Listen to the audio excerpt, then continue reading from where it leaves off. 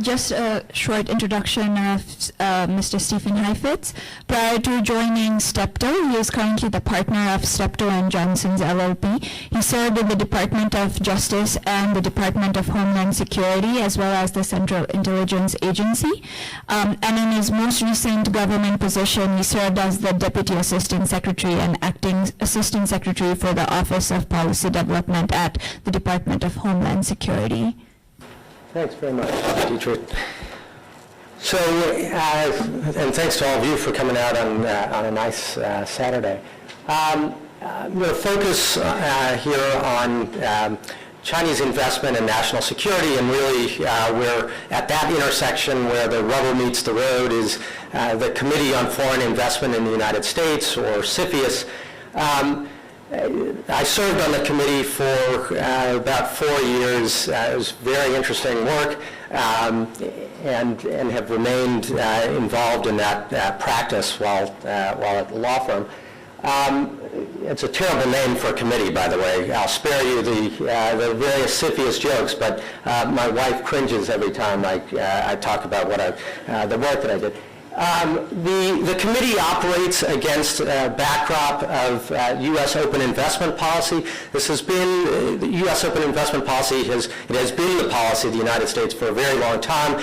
It was first formally stated by President Reagan, recently restated by President Obama, and the gist of the policy is, as it sounds, the United States welcomes foreign investment. There's bountiful research, some of it by folks here, showing that foreign FDI is economically beneficial. And so the United States welcomes foreign investment and treats foreign investors fairly. That's the gist of the policy. CFIUS operates with that as the background. CFIUS is an interagency committee chaired by the Treasury Department. I'll get in a minute to some of the details about CFIUS. But it is CFIUS's policy, too, that foreign investment is a good thing. And though CFIUS has the mandate to review foreign investment in the United States for national security implications, the committee does not try to block transactions. That's not its goal in any event. The goal is to make sure that investments continue but don't adversely affect national security, and where the committee has concerns about an investment, their preference is to try to mitigate those concerns through what's generally called a risk mitigation agreement, rather than blocking the deal. Let's see. This slide you've seen before, I think, so I'll skip this, other than to note that significant Chinese direct investment in the United States is a very recent phenomenon. So CFIUS is really just starting to grapple with how do you deal with a very significant, important trading partner that also is a source of tension from a security standpoint. And the next slide is illustrative of some of these security concerns. Just last month, for the first time publicly, a senior administration official, the National Security Advisor, made some fairly pointed comments indicating that the administration was looking to the Chinese government to get a handle on cyber intrusions and allegations of theft of confidential business information that was preceded in the previous month by a widely publicized report alleging that the Chinese government sponsors cyber espionage. And then in the fall, again widely publicized report by the House Intelligence Committee pointing fingers specifically at two Chinese companies, Huawei and ZTE, as national security risks. And then earlier that fall, a case that had bubbled up within CFIUS and was referred to the president, a case where a Chinese company acquired some wind farms in Oregon close to a DOD facility, and the president ultimately ordered that divested. The quote at the bottom of the slide is to suggest that really, if you take a step back, it doesn't, for our analytical purposes, whether you think that there are threats, there are risks, national security risks or not, and reasonable people disagree about that, for the present and for the foreseeable future, the U.S. government is quite concerned, at least about certain types of investments, certain direct investments, and where people perceive situations to be real, they have real consequences, and those consequences often play out in CFIUS in particular.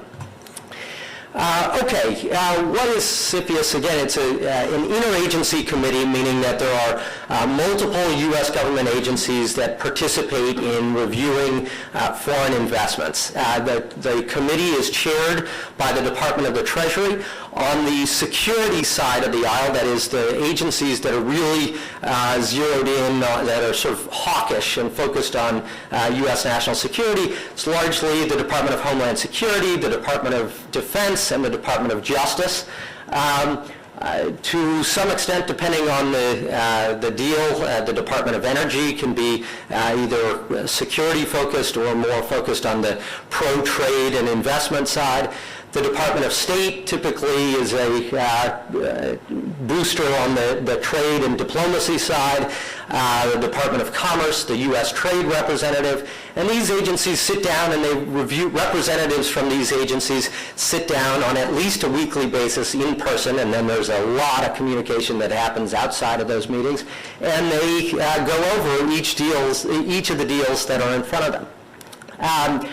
What deals are in front of them? Well, CFIUS reviews, has jurisdiction, has authority over transactions where a foreign entity will have control of a U.S. business, where the transaction will yield foreign control of the U.S. business.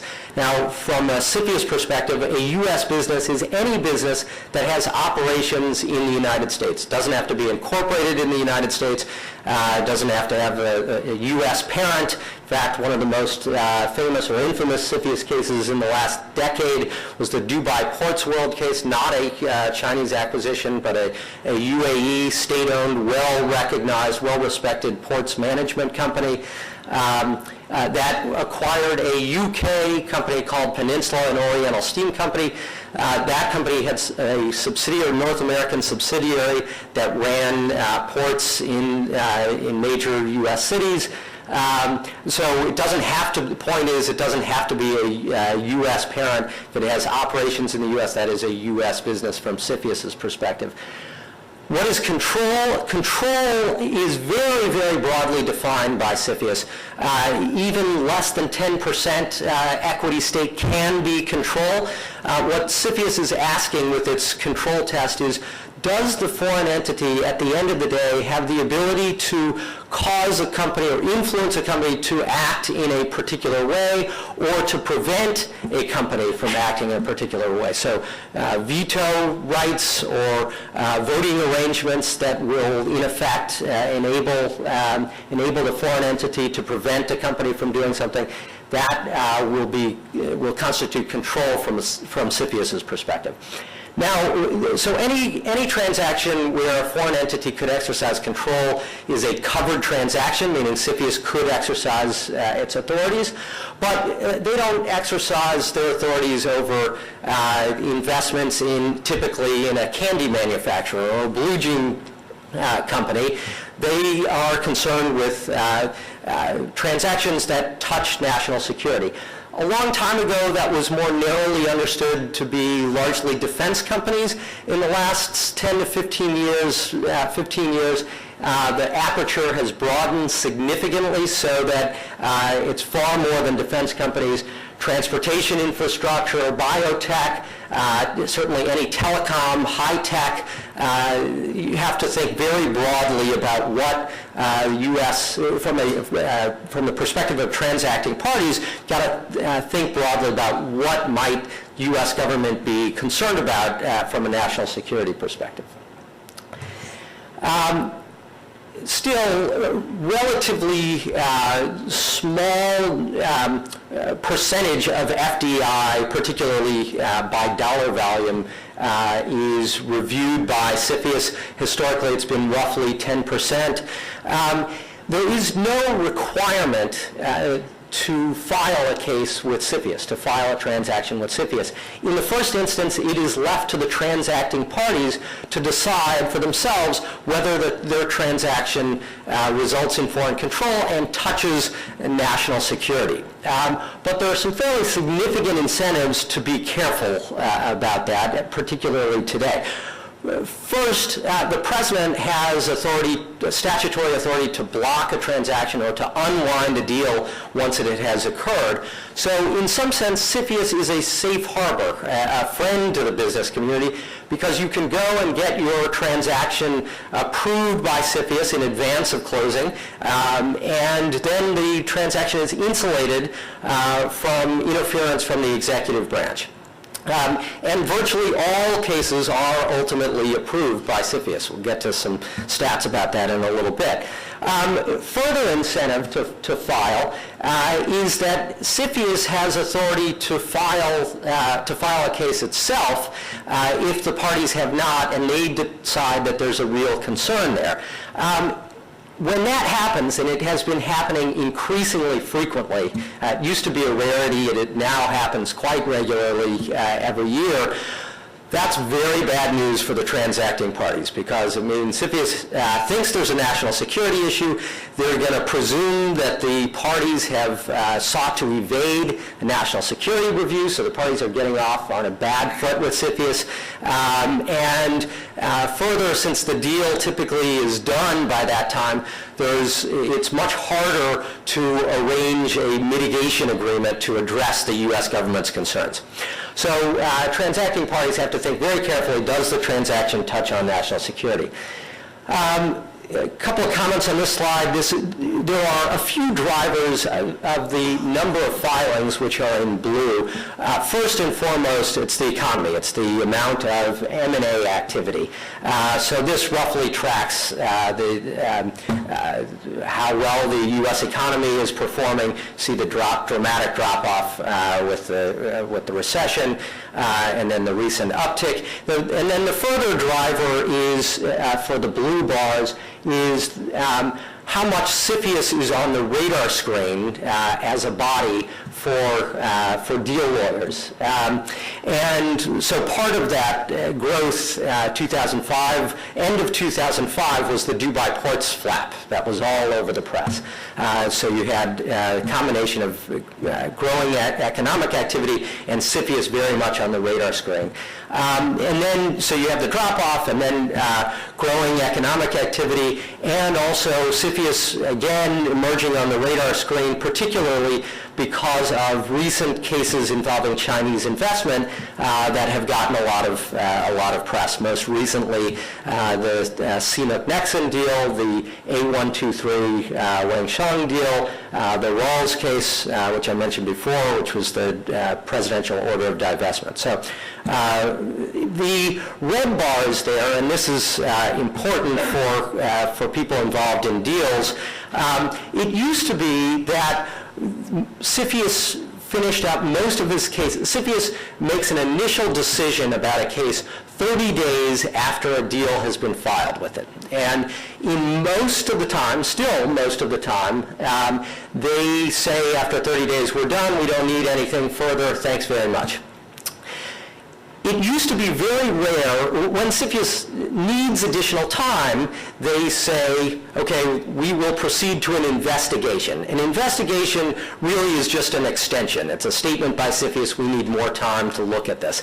It used to be quite rare that they would go into investigation. Now it's pretty commonplace. Roughly 30 to 40% of deals go into investigation. That's the red bar, and that is problematic from the perspective of those doing a lot of deals, because if you've got a deal that you want to close, you've got a deal you want to close, and you don't want to wait an additional 45 days. That can often be a big problem. So what happens when you file with CFIUS? Well, in 80 to 90% of cases, and again, it's only a small percentage, roughly 10, 20% of FDI that's reviewed by CFIUS. In 80 to 90% of those cases, the deal is approved in the end, no problem, no commitments required. In another 10 to 20% of cases, CFIUS says, okay, we've identified some national security concerns, we've gone into investigation, we've got these concerns, we need them to be addressed, and they address them through risk mitigation agreements. These are commitments by the acquirer, almost always the acquirer, to have a security plan or a security officer who will be a liaison to the U.S. government, or to provide lists of the foreign entities' customers, to provide that list to the U.S. government on a regular basis, or to screen people in key positions, or to insist that those people in key positions be U.S. citizens. It's a wide variety of risk mitigation agreements that CFIUS sometimes requires. In rare cases, 1 or 2 cases a year, CFIUS will say, you know what, we have serious concerns, we can't figure out a way to mitigate those concerns, and we're going to recommend that the president block the deal or order divestment if the deal has already occurred. That's CFIUS's ultimate power, is to make that recommendation to the president. In virtually every case, when CFIUS is prepared to make that recommendation, the parties say, don't do that, we're going to walk away, because when that recommendation is made and the president acts, it's a public act, an issuance of an executive order, so the parties say, don't do it, we've heard you, we'll walk away from the deal. Only twice has the president actually issued a divestment order, 1990 and 2012, both involving Chinese acquisitions. What does CFIUS, when they're doing a security analysis, what do they look at? Well, 2 sets of factors. They look at what are the assets that are being acquired. This is the vulnerability assessment. How could those assets be exploited to the detriment of U.S. security? That's the vulnerability piece. And then the threat piece, which is what is the intent and capability of the acquirer? It's not only Chinese companies that get a lot of scrutiny. Israeli companies, Russian companies, Indian companies have all come under where there's a tense intelligence relationship, that is, where the U.S. intelligence community and the foreign government's intelligence community are in a tense relationship. That increases the likelihood that it's a tough CFIUS case. I've identified within the basket of what are the things looking at the assets that are being acquired, what are the factors that can drive concern. If the business has U.S. government customers, cyber vulnerabilities, proximity to security facilities, all of those things can make the vulnerability piece of the assessment more of a worry. These are things we often advise people. You've got to recognize CFIUS's broad interpretation of control and national security. It's almost always advisable to file with CFIUS. You don't want to appear to evade. Informal outreach to CFIUS agencies, sometimes long before the deal has happened. Media plan emphasizing the benefit to the U.S. of the foreign investment, particularly if it's a deal that's going to come to the attention of Congress. That becomes a very important element. Congress does its own thing. CFIUS is an executive branch creature that is more analytical, but if it's going to come to the attention of the Hill, you got to be prepared with a sort of PR effort. And then thinking long-term, companies that are making multiple investments in the United States are well advised to think strategically, perhaps make initial acquisitions that are less controversial before making acquisitions of things that are really at the core of national security. Happy to answer questions.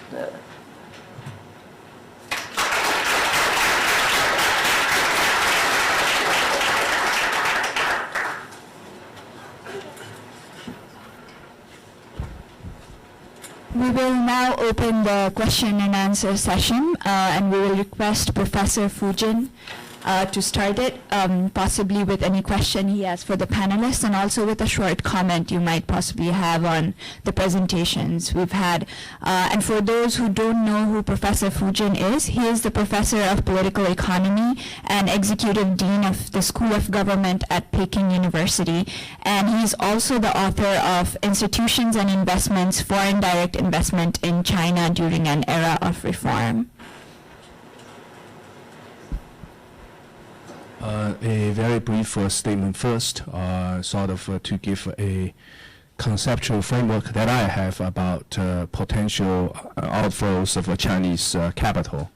Now, if we look at all Chinese firms, from intellectual firms to manufacturing to resource firms, given the stage of Chinese development in the mid of industrialization, we are not culturally and intellectually prepared to go ahead with the intellectual firms, investment banking, things like that.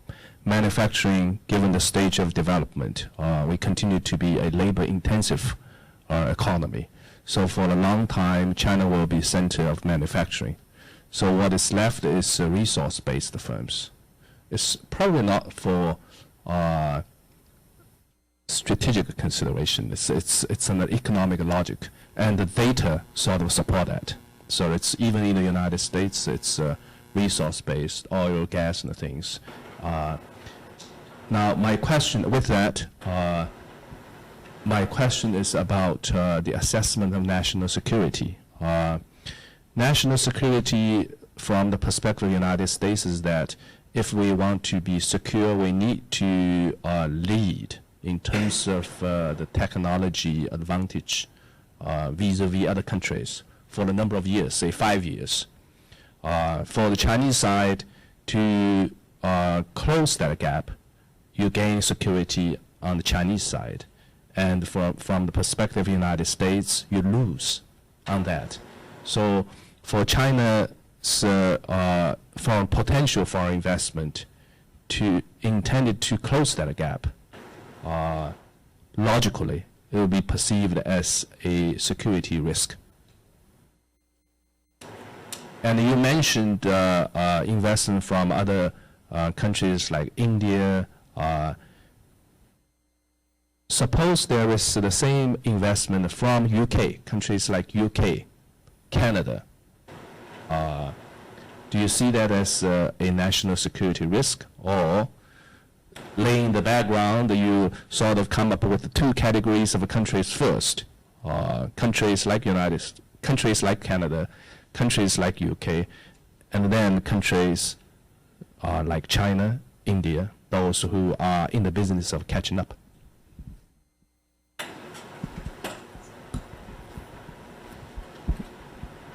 So to be clear, acquisitions by any foreign investor, whether Canadian, Australian, Russian, those are all subject to CFIUS review. In fact, I think the UK businesses are the most frequent CFIUS participants, and occasionally those companies have trouble, though much less frequently than Russian, Chinese, others.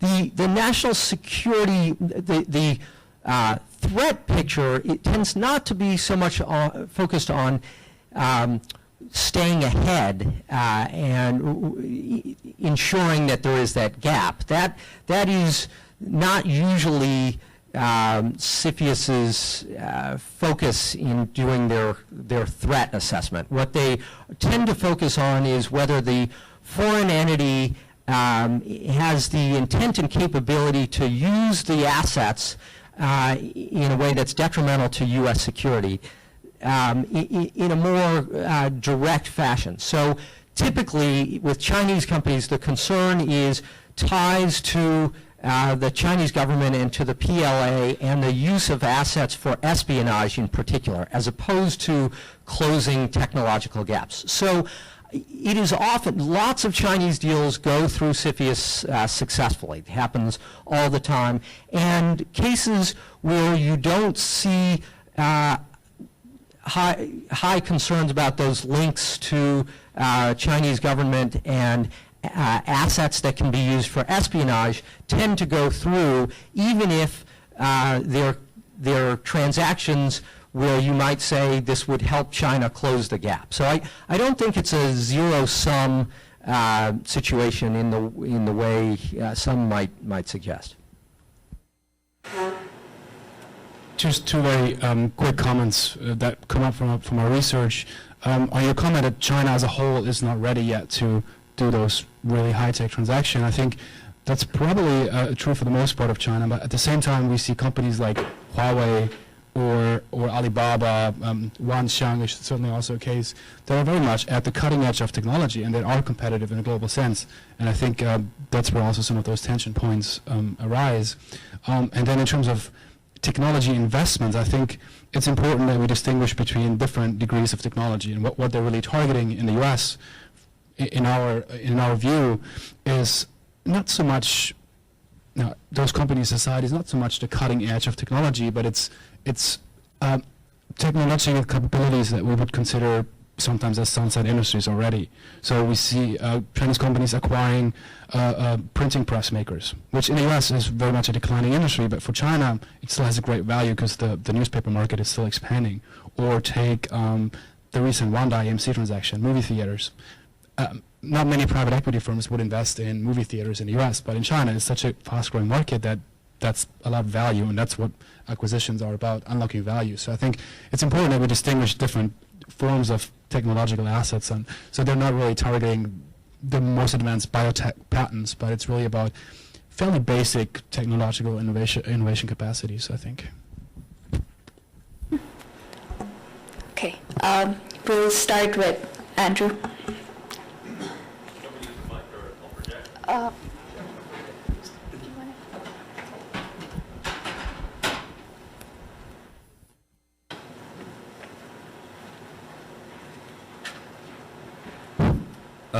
My question concerns a recent failed deal, and I'm curious to know whether two important aspects of this deal constitute trends in Chinese FDI. This concerns a $1.7 billion deal in California. It was the Treasure Island deal. I guess Lennar Corp and Wilson Meany, some other companies were seeking Chinese investment. I believe it was from the China Development Corporation to build a bunch of housing units on former U.S. Navy land. Like I said, $1.7 billion deal that ultimately failed, apparently for two major reasons. The first was China Development Corp was seeking extensive control over not only contracting but subcontracting, i.e. requiring like Chinese companies rather than U.S. ones perform a lot of the construction and whatnot. The second was apparently IRS concerns that some aspects of the deal seemed a little risky, i.e. there were some issues that I believe the CDC described as, I can't remember what they termed it, but the U.S. was concerned that, or the Wilson Meany and other partners were concerned that those were actually bribes, that bribes were being built into the deal itself. So I'm wondering if those two aspects, the exertion of too much control, which may constitute a discriminatory practice, Professor Shino, that you might have mentioned on one of your slides, and the building of implicit bribes into the contracting structure of the deal constitute trends and possible obstacles for future investment deals in the U.S.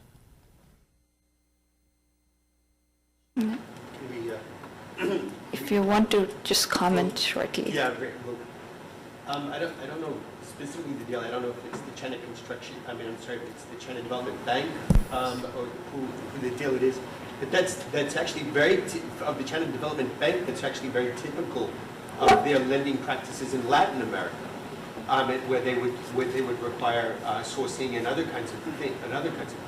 But the point I didn't get to it because of time. But the point I wanted to make in the last slide is that these are precisely the kinds of activities I think that we've got to overcome, and that increasingly a degree of repeatability around deals where the deals do get done in an effective way will define the best practices related specifically as to how the deals will get done. So these kinds of things, as they represent barriers, certainly in this case a hard barrier, will I think define the ability to do these things or not, and then define the way they will be done over time. So I agree. I would certainly agree. I don't know if you agree. Yeah, I have to be honest, I didn't follow the reasons for the failure of that deal, but I think one of the major concerns on a political side is that the usual practice of those, it was supposed to be a cross-border loan, so not a direct investment transaction, but the usual concerns are that the Chinese practice usually was that the CDB would lend money, and then the big state-owned enterprises, construction firms, would get the contracting work on the project. which doesn't really work so well in the US context of organized labor and a highly regulatory sophisticated environment like California. So I think that might have played a role in the decision against it.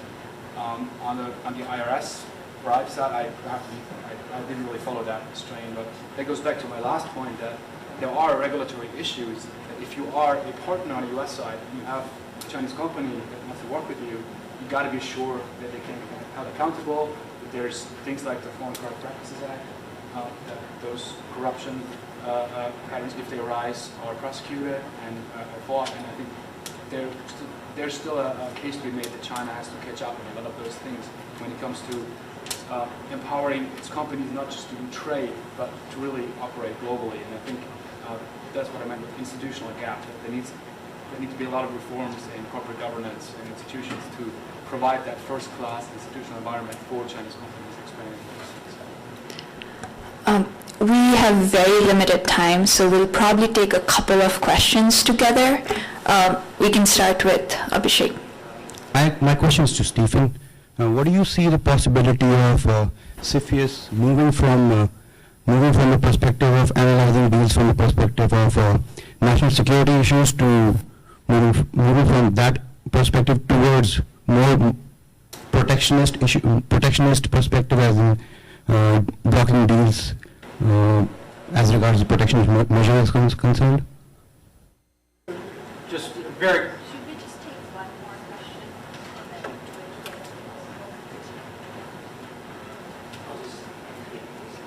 So my question is about Chinese capital investing through the United States through private equity. Let's say CIC provides capital to the Blackstone Group, and Blackstone Group acquires, forms a leveraged buyout deal, buying like a defense corporation. Will that be considered a CFIUS filing or those kind of things? It could be it has to be a definition of that. That's what I want to concentrate on. Sure. The last question first. Is this on? Is it not on?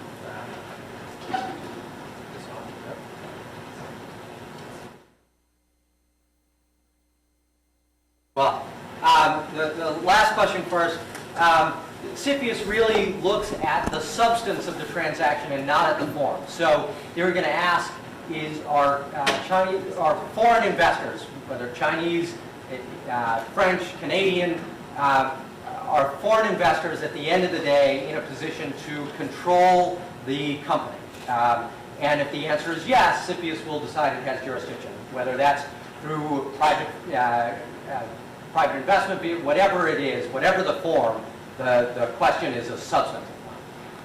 To your question, do I see CFIUS trending in a more protectionist direction? I don't.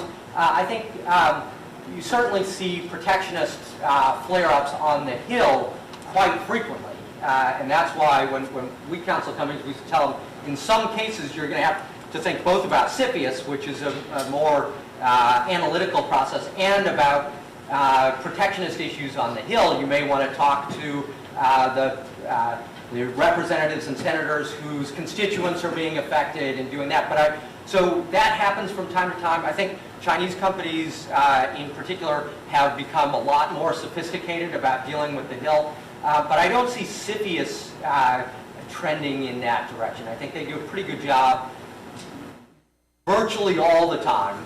There are some exceptions, but virtually all the time of insulating themselves from that sort of nativistic flare-up. Sadly, we're out of time right now, but all of our panelists are going to be around, so if you would want to come and ask them questions later. Right now, we just want to thank all of our panelists for their time, and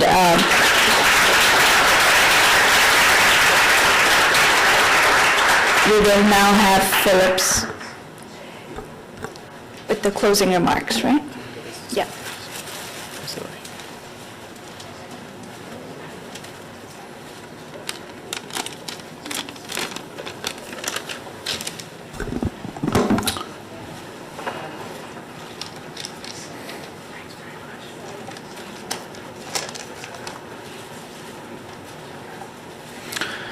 Thank you, everyone. My name is Phil Valentine. I'm a junior at Tufts, and I've had the pleasure to be the director of the symposium this year and to have worked with the team for the last year to put this together. I know that it's been a long day, so I'll make sure to keep all of the thanks and acknowledgments very brief. It's really been a pleasure to work with Annie, Yufei, Mark, Shaira, and Rithwik very closely over the last year to put all of this together. Without their contributions, none of this could have happened. So thank you to them for putting together, overseeing the work, the great work of the panel leaders, to putting together logistics, marketing, finance, and all of the aspects of all the other aspects of the symposium. Thank you to the panel leaders, Kwan, Elsa, and JT, as well as Rithwik, for reaching out to these panelists and making sure that they could be here today. Thank you to the panelists for volunteering your time. I know you guys are all extremely busy, and it's fantastic that you can take the time out of your schedule to share your expertise with us. I'd like to thank our funders, the TCU Senate, the Fletcher Security Studies Fund, and the Institute for Global Leadership. Without resources, nothing like this can happen.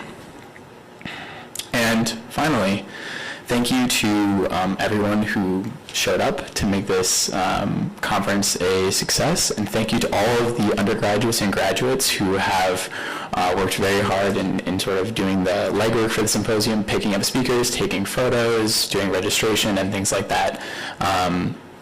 It's been really wonderful to work with you all, and thank you very much.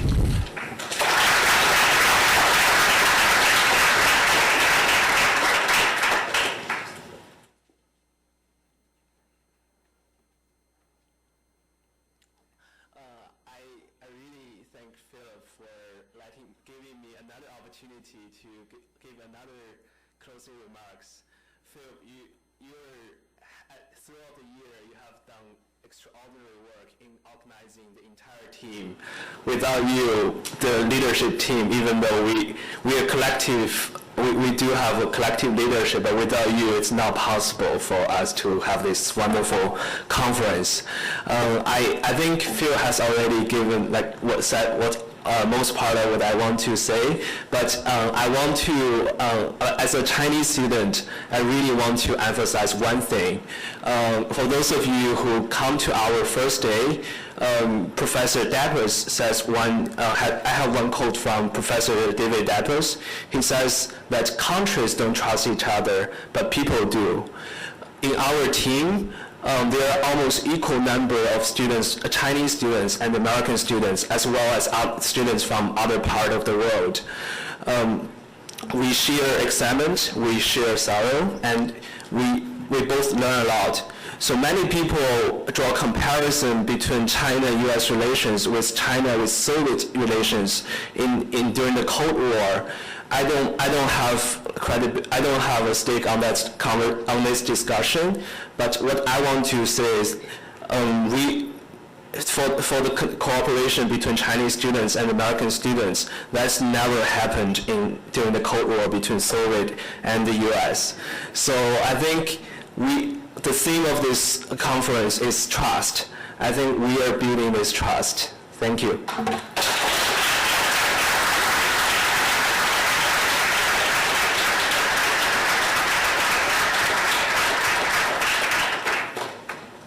I just wanted to mention, for those who want to ask more questions to Stephen, you might want to catch him right away because he has a flight to catch. And rest of our speakers are here, but it's going to be informal, so please go ahead.